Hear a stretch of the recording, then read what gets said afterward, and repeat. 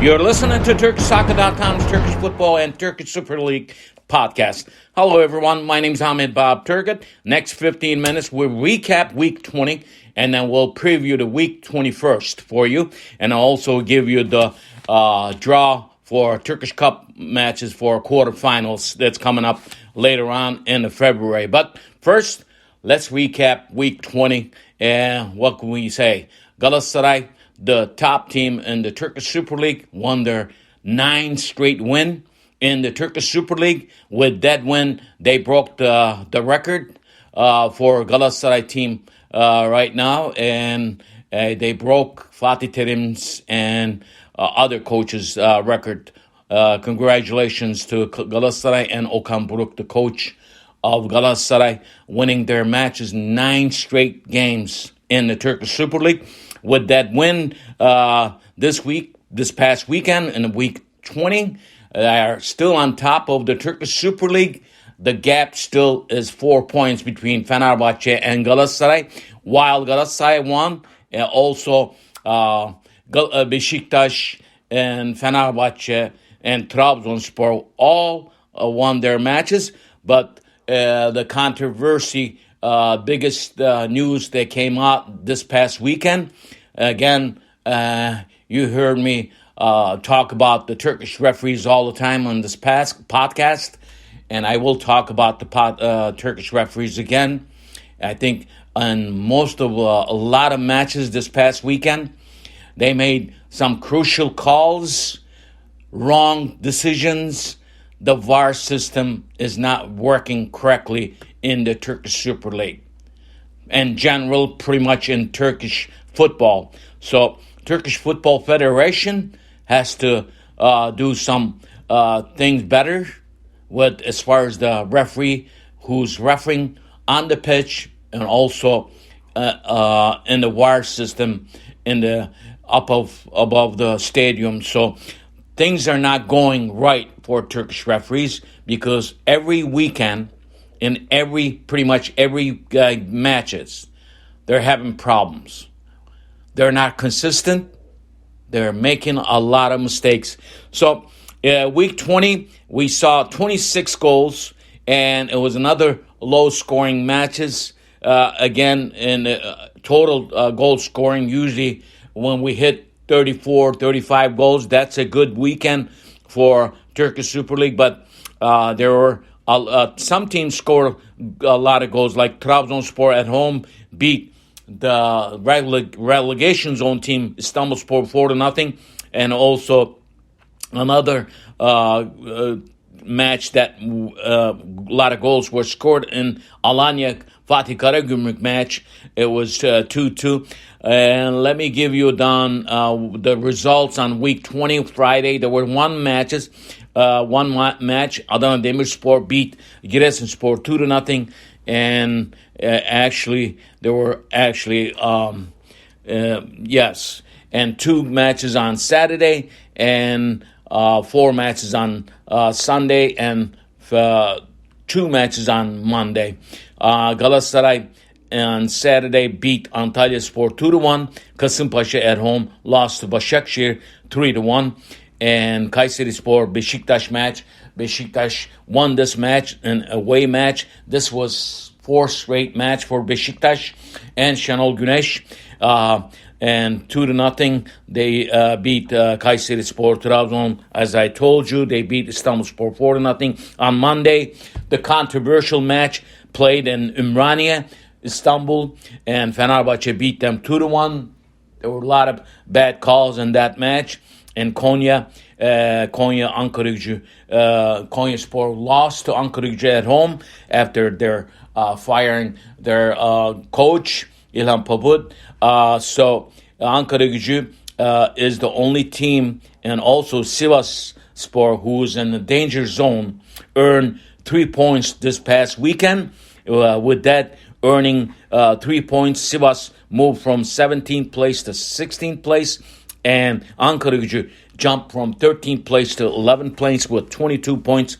We have the bottom of the barrel still looking bad for Ümraniye, Istanbul. Ümraniye has 14. Istanbulspor has 15 points.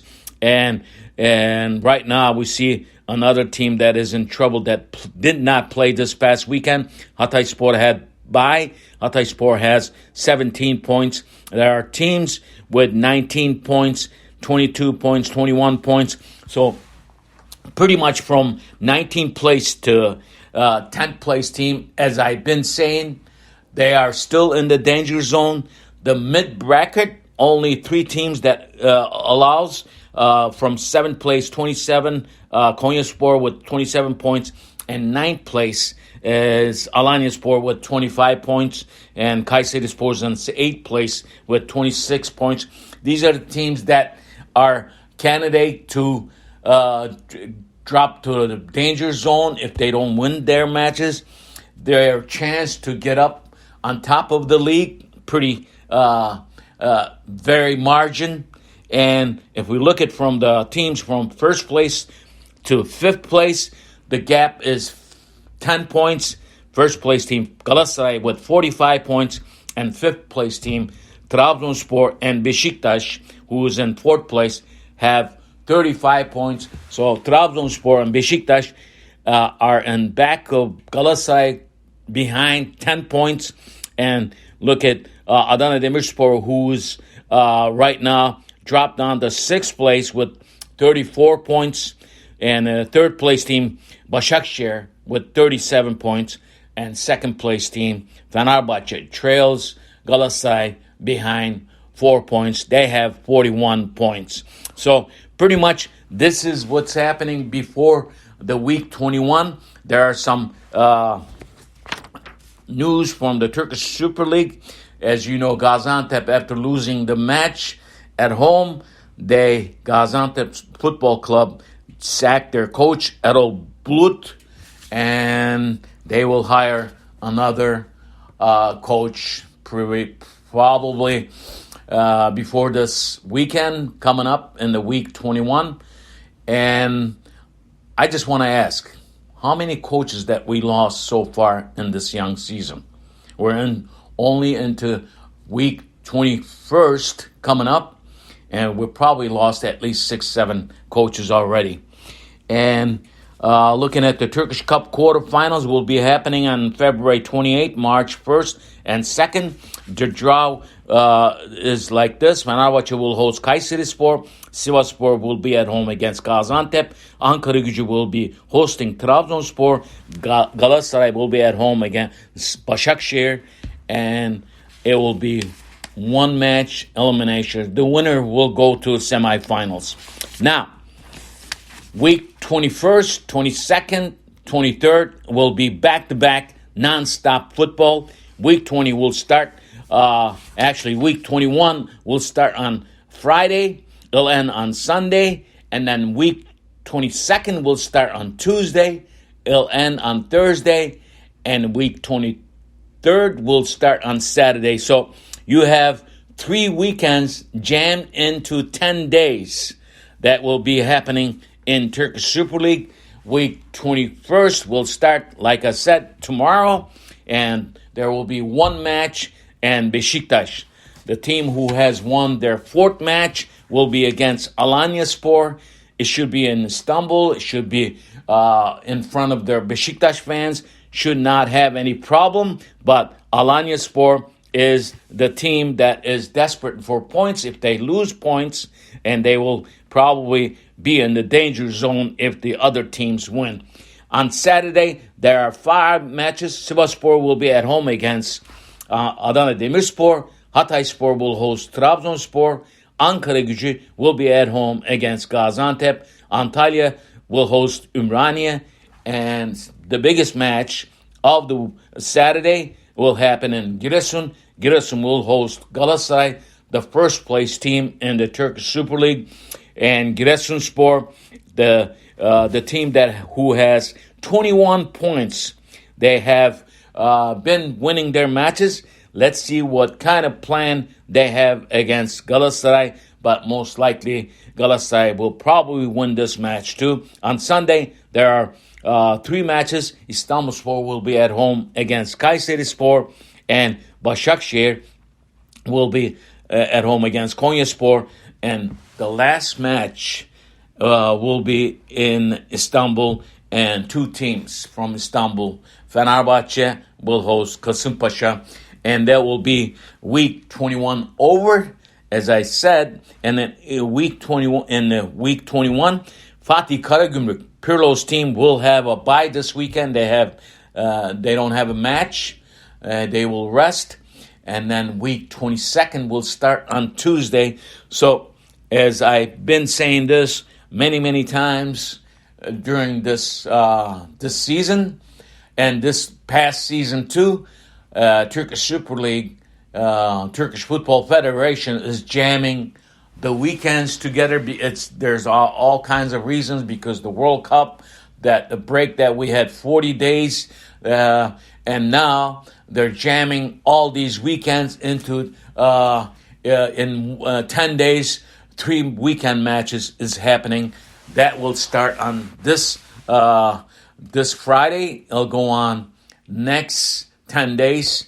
Let me repeat myself again. Week 21 will start on Friday, which is tomorrow, and it will end on Sunday. And then week 22nd will start on Tuesday, and it will end on Thursday on the weekend. And then next Tuesday, following that Tuesday, week 23rd will start. So back-to-back 3 weekend matches in 10 days. Lots of matches. And you could see a lot of surprising scores, because playing 3 matches in 10 days, that was going to give a lot of surprise scores. And some of these teams have a lot of injuries. And right now, it is the top team, Galatasaray, so far. They have not have any injury issues. And I think with the 4-point gap sitting on top of the Turkish Super Lig, with their star player Icardi scoring goals in the last 7 matches, that he scored 6 goals and 4 assists, and he is the talk of town in Turkish Super League. Icardi is just a little bit too much for Turkish Super League, if you ask me. And Turkish football fans should be very lucky to watch him, at least for until the end of this season in Turkey, because every time he touches the ball, and he's a danger especially in the 18-yard line, and it's fun to watch Icardi scoring goals. But I think pretty much the other teams are looking at to handle him in their matches. Giresunspor, could they do that? And they might. They have a good coach, but if Icardi keeps playing, I think he's going to keep scoring goals, and it is probably a good thing for Turkish football to be on world page with famous player Icardi. But the thing is, for the future, actually, this is my opinion. Even though if Galatasaray wins the championship this season, I don't think Icardi will play next season with Galatasaray, because they're talking right now to sign him, because he's on loan from PSG. Galatasaray has to cough up a lot of money for him.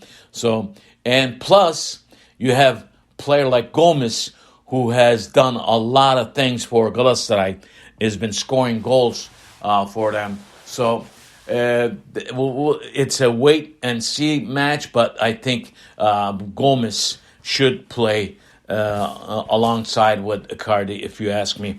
And as far as Fenerbahçe and Beşiktaş, they have to keep winning their matches to give at least follow Galatasaray right behind them. So Abu Bakar is with Beşiktaş, and Fenerbahçe have Valencia, their goal scorer. If they start scoring goals again, I think Galatasaray will be close chase by these two teams. My name is Ahmet Bob Turgut. Talk to you next time. Listen to my podcast wherever you listen to your podcasts. See you next time. Bye-bye.